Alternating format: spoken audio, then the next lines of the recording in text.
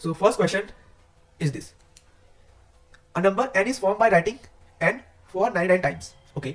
So हमें एक n number, हमें पता है n नंबर है, वो कैसे बना है?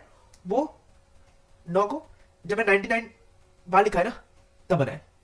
ठीक है, ठीक है. अब बोला है कि अगर इस नंबर को मैं 13 से डिवाइड करता हूं तो मेरा रिमाइंडर क्या आता है. ठीक है. अब सबसे पहले आपको पता है कि अगर मैं किसी नंबर को किसी से डिवाइड करता हूं तो या तो मेरा रिमाइंडर 0 आ सकता है, इट मींस वो पूरा पूरा डिवाइड है, या तो कुछ छूटेगा तो उसे बनेगा रिमाइंडर ना. ठीक है. अब थोड़ा यहाँ पे कुछ हम सीखेंगे तब हम कुछ टैकल करेंगे. तो जैसे मैं यहाँ पे बोलूँ कि 6 है, वो दो से क्या जगह डिवाइड ना, तो मैं 6 को मैं क्या लिखता हूँ 2 इंटू 3/2. मतलब अगर कोई नंबर किसी नंबर को डिवाइड कर रहा है, इट मींस ये नंबर यहाँ छुपा हुआ है. ठीक है. तो जब इस नंबर की मल्टीप्लाई किसी नंबर से होगी, कोई नंबर हो, तो क्या बनेगा, ऐसा बनेगा कि वो 2 से क्या हो जाए डिवाइड. मतलब कि अगर ऐसे है, ऐसे कि a इंटू बी है अपॉन ए, तो मैं क्या बनूंगा, ये नंबर ए बी को भी क्या करेगा, डिवाइड करेगा. और अगर ए बी सी डी भी होगा तब ये डिवाइड कर देगा. मेरा रिमाइंडर कितना आएगा 0. क्यों? क्योंकि अगर मुझे यहाँ a मिल चुका है और नीचे भी a है, तो ये पूरा a जब इन नंबर से मल्टीप्लाई करेगा ये एक ऐसा नंबर बनाएगा जो इसका मल्टीपल होगा. ठीक है. मतलब कि देखो अगर मैं 2 इंटू 7 करता हूँ तो भी 14 बनाएगा, और 14 क्या 2 का मल्टीपल. तो मैं यहाँ से क्या सीख सकता हूँ कि मतलब कि अगर मुझे ऊपर एक फैक्टर मिल गया ऐसा तो पूरा नंबर क्या होता है, डिवाइड होता है. ठीक है. अब चाहे यहाँ ये ऑर्डर ये इवन है, मुझे फर्क नहीं पड़ता, मुझे इसका मुझे ऊपर वो मिल चुका है मल्टीपल. ठीक है, ठीक है. तो वो जब मल्टीप्लाई इससे डिवाइड होगा वो एक ऐसा नंबर बनाएगा जो फिर इसी का मल्टीपल होगा, और मल्टीपल क्या हो जाते हैं, डिवाइड हो जाते हैं, कि वो उसी के टेबल में आते हैं. ठीक है, ठीक है. अब आपको आपने एक नंबर देखा होगा 101, इसके फैक्टर क्या होता है 11, 7 और 13. ठीक है, ठीक है. अगर मैं 101 इंटू 99 करता हूं तो मेरा क्या आएगा 99 ही आएगा ना. तो ये जो नंबर होगा ये 11 से भी डिवाइड हो जाएगा, मेरा 7 से भी डिवाइड होगा, और मेरा 13 से भी क्या होगा, डिवाइड हो जाएगा. क्योंकि देखो 10101 को मैं क्या लिख सकता हूँ 11 इंटू 7 इंटू 13, यहाँ पे 999 है. अब मैंने बोला इसको 30 से डिवाइड करना है. अगर 30 से डिवाइड करना है तो 13 यहाँ मिल तो गया. अब ये देखो ये वाला कॉन्सेप्ट, ये वाला कॉन्सेप्ट, तो मतलब ये पूरा क्या करेगा, इसको डिवाइड कर लेगा. मतलब रिमाइंडर कितना आएगा 0. तो यहां से मैंने एक बात सीखी कि यार इसमें ना ये यहां पे एक और आएगा 9. ठीक है, ठीक है. तो ये 6 के पेयर में क्या करता है डिवाइड, 6 के पेयर में क्या करता है डिवाइड ना. ठीक है. अगर 6 के पेयर में ये डिवाइड करता है तो मतलब अगर मैं 999 को 96 बार लिखूंगा तो पूरे टाइम की जगह डिवाइड. ठीक है. लास्ट में क्या बचेगा सिर्फ 999. तो अब इसको मैं 13 से डिवाइड करूंगा तो 13 कितनी बचेगा 5 जा 85, नहीं सॉरी 13 7 जा 91,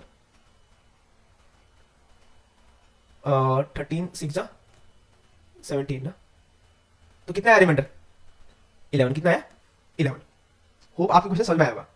मतलब कि अगर ये ऐसा है और अगर ये पूरा इतना डिवाइड हो रहा है तो क्या बचा रिमाइंडर 1. तो इस केस में 96 टाइम बाद क्या होता है, पूरा पूरा डिवाइड होगा था. लेकिन जो लास्ट में 999 बच रहे थे वो नहीं हो रहे थे, तो उसको लास्ट में क्या, तो मेरा रिमाइंडर कितना है 11 आ गया. होप आपको क्वेश्चन समझ में आया होगा. ठीक है, ठीक है. अब कुछ चीजें और मैं लिखता हूं यहाँ पे, जैसे कि हमें क्या होना चाहिए पता. क्योंकि मैं पूरा मिटा रहा हूं इसको, मिटाऊं कि नहीं मिटाऊं, तो यहीं पे लिखता हूं मैं. एक और नंबर होता है 10101, इसके फैक्टर क्या होते हैं 3 7 13 और 37. अगर मैं यहाँ पे 1010 यहाँ पे इंटू 99 करूं तो तभी क्या करेगा 6 बार रिपीट करेगा. ठीक है. तो ये क्या क्या हो जाएगा, ये इन सबसे डिवाइड हो जाएगा. ठीक है, ठीक है. क्यों होगा, इसी वाले कॉन्सेप्ट से. ठीक है, ठीक है. कभी आपने ऐसे भी देखा होगा 10101 इंटू 11, तो फिर ऐसे आता है ऐसे. अब वो बोलेगा कि इस नंबर को बताओ कि ये 7 से डिवाइड होगा कि नहीं होगा. ठीक है. तो 7 से जब कोई नंबर ऐसे रिपीट करेगा ना, वो नंबर क्या होगा मेरा डिवाइड हो जाएगा. ठीक है, ठीक है. अब नेक्स्ट क्वेश्चन करते हैं. ये देखो इसने बोला है कि for any choice of value of X Y Z the 6 digit number of the form, कोई नंबर इस फॉर्म में है X Y Z X Y Z, मतलब मैं यहाँ पे लूँ 1 2 3 1 2 3 ना, ठीक है। सेम देखो अगर मैं यहाँ पे 1 0 वेट,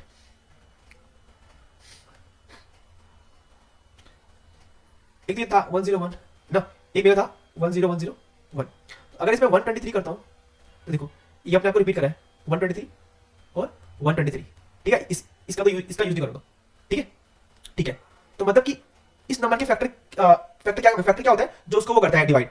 तो ये अपने फैक्टर से क्या होगा, पूरा पूरा डिवाइड होगा। इसके फैक्टर क्या क्या होंगे, इसके फैक्टर 7 11 और 13। इट मींस ये नंबर क्या हो जाएगा, इनसे डिवाइड हो जाएगा, ठीक है। क्यों होगा, अभी तुमने सिखाया आपको कि यार 123 है, अब 123 में 7 भी है, 11 भी है, 11 भी है, 13 भी है। तो अगर मैं इसको 7 से डिवाइड करूंगा तो 7 यहां भी है, अगर मैं इसको 11 से डिवाइड करूंगा तो 11 यहां भी है, 13 से करूंगा यहाँ, क्योंकि वो नंबर मल्टीप्लाई होकर ऐसे नंबर बना देगा जो 7 का मल्टीपल हो या 13 का मल्टीपल हो, अगर मैं 13 से डिवाइड कर रहा हूं, ठीक है, ठीक है। तो इस कॉन्सेप्ट से ऐसे क्वेश्चन आते हैं, ठीक है। ये जब 3 डिजिट नंबर क्या कर रहा है, अपने आप को रिपीट कर रहा है 2 बार। अब यहाँ पे थोड़ा एक और देखते हैं, अगर मैं ऐसे लिखूं 23 लिखूं तो 23 से क्या ही होगा, नहीं इसको लिखता हूँ, हाँ 1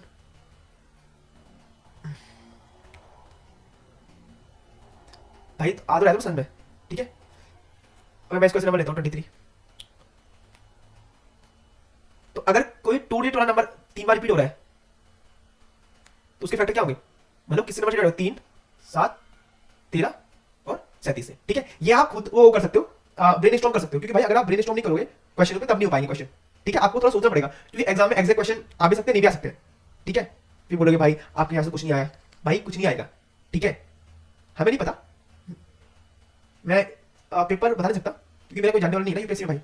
हम बस जो प्रीवियस क्वेश्चन है डिफरेंट डिफरेंट एग्जाम के, उसको सॉल्व कर सकते हैं और अपना ब्रेन स्टॉर्म कर सकते हैं, ठीक है, ठीक है। तो नेक्स्ट क्वेश्चन अभी देखो, सेम क्वेश्चन है एक्स वाई में 2 डिजिट वाला नंबर है, मान लो 2 3 2 3 2 3।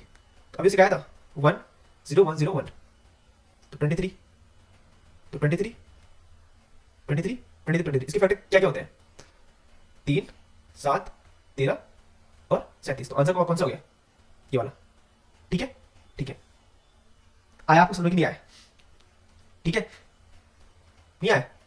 अरे भाई ये इसके फैक्टर होंगे ना 1 0 1 0 1 के। अब 1 0 1 में 23 से करा मैंने क्या मल्टीप्लाई, पर इसके अंदर क्या क्या छुपा हुआ है, 3 छुपा है, 7 छुपा है, 13 छुपा है और 37 छुपा है। मैंने क्या बताया था, मैंने बोला था यहाँ से ए बी है, तो अगर यहाँ ऊपर ए है और नीचे भी ए है तो ए पूरा ए बी को डिवाइड कर लेगा, ठीक है, साथ साथ में, ऐसे नहीं करेगा। अगर ऐसे है तो ये इससे ऐसे नहीं कर सकता डिवाइड, ठीक है, वो एक साथ करेगा, क्योंकि ये आपस में मल्टीप्लाई बनाएगा, ठीक है, ए बी। अब ए है सामने खड़ा हुआ, अब तुम चाहे कितने भी नंबर से करा लो मल्टीप्लाई, अगर मुझे ए से डिवाइड करना है तो ये ऐसा मल्टीप्लाई बनाएगा इसका कि वो ए से क्या जाए डिवाइड, ठीक है। ए भी होगा कुछ ऐसा मल्टीप्लाई होगा जो इससे डिवाइड हो जाए, ठीक है। अब यहाँ तो 3 है ही, अब ये ऐसा नंबर बनेगा और नीचे मैं 3 लिख लूं तो पूरा पूरा क्या हो जाएगा, डिवाइड हो जाएगा। इसलिए कोई ऐसा नंबर बने और उसका अंदर मुझे पता 3 छुपा है, तो मुझे 3 से डिवाइड होगा ही, करें चेक करते हैं भाई। 3 से 3 7 21, ठीक है, कितना बचा, 2 बचा ना, 3 7 21, 1 बचा, 3 4 12 ना, ठीक है, और 3 3 3 7 21, 2 बचा, 3 7 21, 1 बचा, 3 4 12, देखो वो तो गया डिवाइड ना। अब इंटू 3 करूंगा तो कितना आएगा, इतना ये नंबर आएगा, ऑफ कोर्स ही बात है, वो आपको समझ में आया होगा, ठीक है, ठीक है भाई। अब ये क्वेश्चन देखो, व्हाट इज द रिमाइंडर, जब मैं इस पूरे नंबर को इससे डिवाइड करूंगा, अब मैं क्या करूंगा, पहला काम तो मैं ऐसे करूं, मैं सबको मल्टीप्लाई कर दूं, सबसे पहले अच्छा आइडिया है ना ये भाई, नहीं है, ठीक है, क्योंकि मैंने बताया भाई अगर मुझे ए बी सी डी है, ठीक है, और मैं ए बी से डिवाइड कर रहा हूं तो मुझे यहाँ ए बी दिख गया ना, तो मतलब पूरा नंबर क्या होगा, डिवाइड होगा, और मेरा रिमाइंडर क्या आएगा, 0 आएगा ना। देखो मान लो ये ए 2 है और बी 3 है, और मैं यहाँ 2 इंटू 3 इंटू 5 इंटू 10, ठीक है, ये A B C A D, ठीक है, और ये नीचे ए बी। तो मैं बोला ये 2 यहाँ मिल गए, ये 2 यहाँ मिल गए, तो ये मल्टीप्लाई बनाएंगे किसका, ए बी का। ए बी क्या 6 है, देखो 6 5 30 और 30 10 300, तो 6 5 तो रिमाइंडर कितना आएगा 0। मतलब कि भाई मुझे यही कॉन्सेप्ट यूज करना है इसमें, मतलब कि 100 को मैं क्या लिखूंगा 25 इंटू 4, ठीक है। अब देखो 95 में 5 से छुपा है ना, 5 इंटू 19, अब 96 है, 4 तो मिलेगा ही कहीं ना कहीं ना, 4 2 जा 8 और 4 4 16, ठीक है, और एक और 5 चाहिए मुझे, 85 मिल गया 5। तो भाई 5 ये मतलब रिमाइंडर क्या है 0। होप आपको अभी तक समझ में आया होगा।